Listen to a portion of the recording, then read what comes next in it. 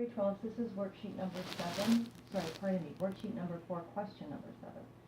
So this is a challenging question. Let's take a look at it. So we want to balance by oxidation number method. We see that the chlorine experiences a change in oxidation state, but right away you should notice that I don't have the balanced number of chlorines. So I'm going to rectify that by putting a 3 here and a 2 there. So that means I have 6 chlorines now, 6 chlorines, it's balanced. Let's decide on how many electrons are being transferred here. So each chlorine goes from -1 to 0. That corresponds to a loss of 1 electron. But there are 6 chlorines doing that, so this is 6 electrons. So 6 electrons lost for chlorine. Now the other element that's changing oxidation state is Mn. Mn goes from +7 to +2. So that's a gain, a GR of 5 electrons. And Mn was already balanced, so we're good to go with that. Now, one other element is experiencing a change, and that's carbon. It's going from +2 to +4.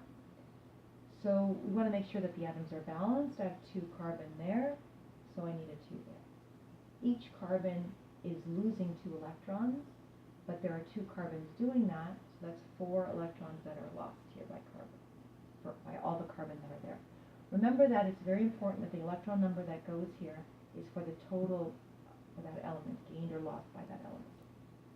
So now you can see that two elements are oxidized, and the total number of electrons being lost is 10. And we have to balance that against those that are gained. So times 2 here would make 10. We transfer the coefficient to MnO4, and then right there to the Mn. And then now it's a matter of just balancing the water.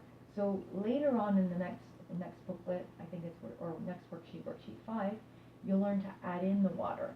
So I have the water and the acid here. If you were to have them in, you just add as many waters as you need to balance oxygen atoms on the side that needs it.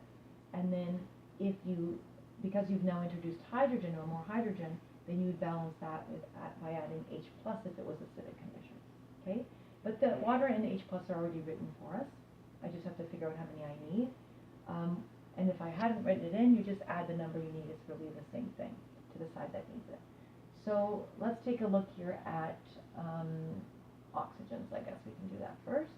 So on this side we have 8 oxygens. So I already have 4 oxygens there. So that means I would need a 4 in front of the water.